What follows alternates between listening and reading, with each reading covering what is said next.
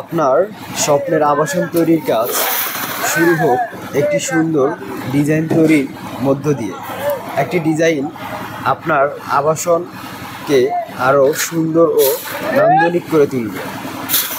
Hello বন্ধুরা, আমি এখন অবস্থান করছি আমাদের ডিজাইন করা একটি প্রজেক্টে।